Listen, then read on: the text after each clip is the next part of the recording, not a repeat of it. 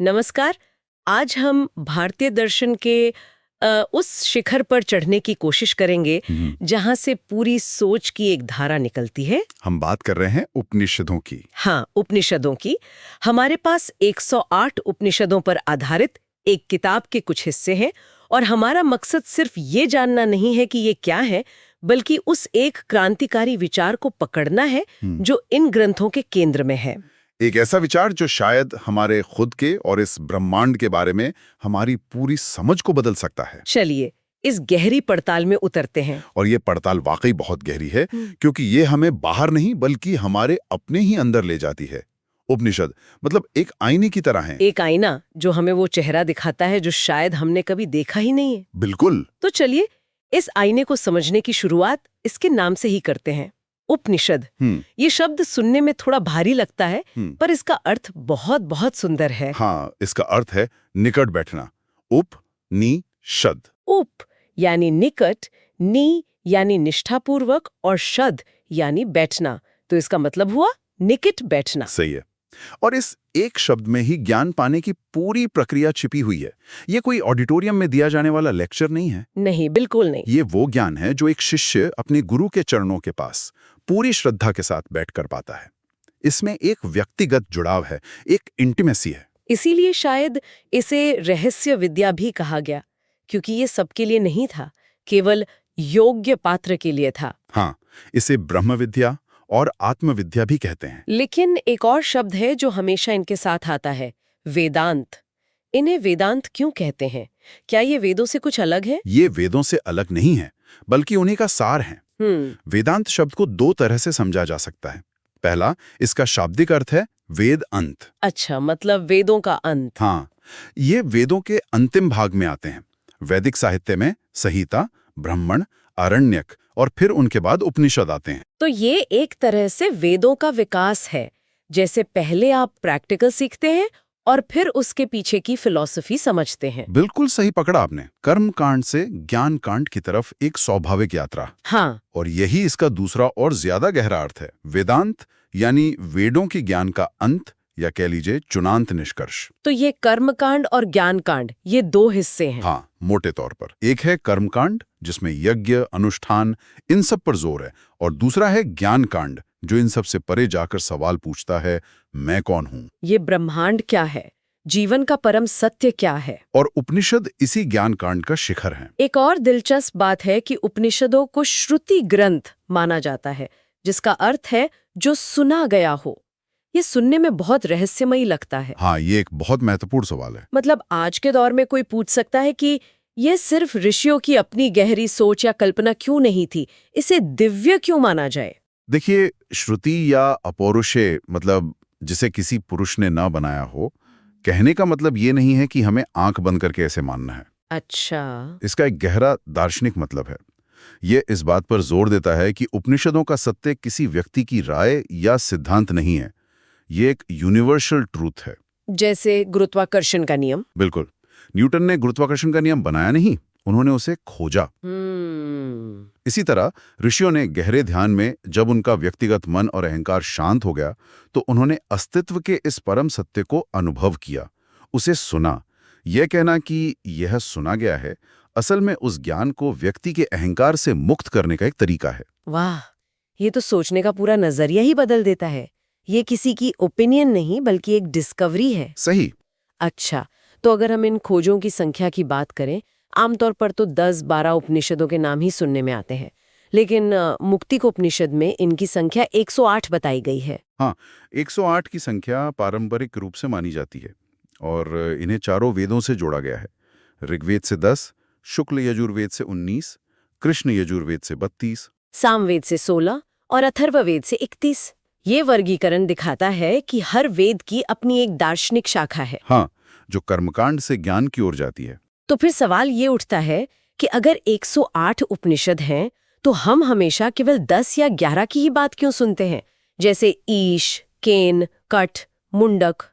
इसकी एक बहुत बड़ी ऐतिहासिक वजह है। 8वीं सदी के महान दार्शनिक आदि शंकराचार्य। आदि शंकराचार्य? हाँ, उन्होंने इन 108 में से 10 प्रमुख उपनिषदों को चुना और उन पर अपने विस्तृत भाष्य मतलब कमेंट्रीज लिखी। और ये भाष्य इतने गहरे थे कि उन्होंने इन 10 उपनिषदों के गूढ़ अर्थ को पूरी दुनिया के सामने खोलकर रख दिया। बिल्कुल, शंकराचार्य के इस काम ने ही इन्हें वेदांत दर्शन की आधारशिला बना दिया। तो इसका मतलब है कि इन 10 उपनिषदों में जरूर कोई बहुत गहरा और केंद्रीय विचार होगा जिसे वो दुनिया के सामने लाना चाहते थे। वो क्या एक विचार था? वो कौन सा धागा है जो इन 108 मोतियों को एक माला में पिरोता है? वो धागा, वो केंद्रीय विचार केवल 4 शब्दों में कहा जा सकता है। आत्मा ही ब्रह्म है। 1 मिनट, आत्मा ही ब्रह्म है। इसका मतलब तो ये हुआ कि जिस परम शक्ति, जिस परम सत्य को लोग ईश्वर या ब्रह्मांडी चेतना कहकर बाहर खोज रहे हैं, मंदिरों में, मस्जिदों में, आसमान में, उपनिषद कह रहे हैं कि वो कहीं और नहीं बल्कि हमारे अंदर ही है। हाँ। ये तो पूरी खोज की दिशा ही 180 डिग्री बदल देता है। ये एक तरह का आध्यात्मिक भूकंप है। बिल्कुल। यही उपनिषदों का सबसे क्रांतिकारी संदेश है। वो कहते हैं कि तुम्हारी असली पहचान ये शरीर, ये मन, ये नाम, ये सब नहीं है। ये सब तो अस्थाई है, बदलने वाला है। हाँ, तुम्हारी असली पहचान, तुम्हारा शुद्ध स्वरूप यानी आत्मा, वही है जो इस पूरे ब्रह्मांड का मूल तत्व है, यानी ब्रह्म। तो फिर हम इस सच्चाई को महसूस क्यों नहीं कर पाते? हमें तो हमेशा यही लगता है कि मैं अलग हूँ और ये दुनिया अलग है। ये भेद कहाँ से आता है? ये भेद आता है अविद्या से। अविद्या यानी अज्ञान। हाँ, अज्ञान से। उपनिषद इसी अज्ञान को माया कहते हैं। और माया कोई भ्रम या इल्यूजन नहीं है जैसे लोग अक्सर समझ लेते हैं। तो फिर क्या है माया? माया एक पर्दा है, एक धुंध है जो हमें चीजों को वैसा देखने से रोकती है जैसी वे असल में है। यह हमें द्वैत यानी डुअलिटी की दुनिया में फंसा देती है, जहां सब कुछ अलग अलग दिखता है, जबकि परम सत्य अद्वैत है, यानी 2 नहीं केवल 1। सही। प्रसिद्ध महावाक्य तत्त्वम असि मतलब वो तुम हो, और अहम ब्रह्मास्मि, मैं ब्रह्म हूँ, ये इसी अद्वैत सत्य की ओर इशारा करते हैं। हाँ, ये वाक्य किसी सिद्धांत का प्रतिपादन नहीं कर रहे, ये एक अनुभव की घोषणा कर रहे हैं। और इसे और समझने के लिए उपनिषद ब्रह्म के 2 स्वरूपों की बात करते हैं। एक है सगुण ब्रह्म और दूसरा है निर्गुण ब्रह्म की तरह। हाँ, दिखने वाली, शक्तिशाली, जिसका एक रूप है, एक नाम है। ये ईश्वर का वो स्वरूप है जिसकी हम पूजा करते हैं, सर्वज्ञ, सर्वशक्तिमान। अच्छा, ये भक्ति का आधार है। हाँ, लेकिन निर्गुण ब्रह्म वो पूरा का पूरा समंदर है, असीम, शांत, निराकार, जो सभी लहरों का आधार है पर खुद लहरों से परे है। और हम अक्सर लहरों में ही उलझे रहते हैं। बिल्कुल, जबकि उपनिषद कहते हैं कि हम लहर नहीं, असल में पूरा समंदर है।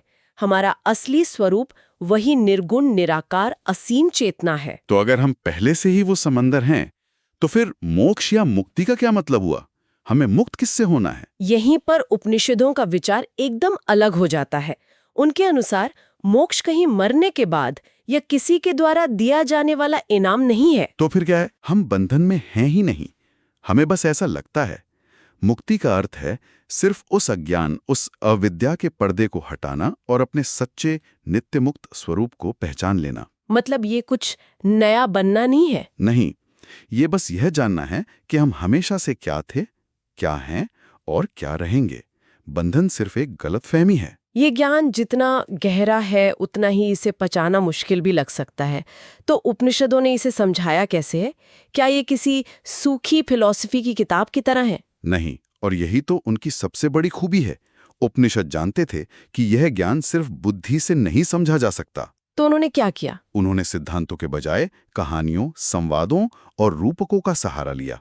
उनकी सिखाने की शैली बहुत जीवंत है, नाटकीय है। जैसे कठोपनिषद में वो एक छोटे से बच्चे नचिकेता और मृत्यु के देवता यमराज के बीच का संवाद, वो कहानी मुझे हमेशा हैरान करती है। क्या अद्भुत उदाहरण है। अपने आप में ही कितना बड़ा प्रतीक है। उस कहानी की गहराई देखिए।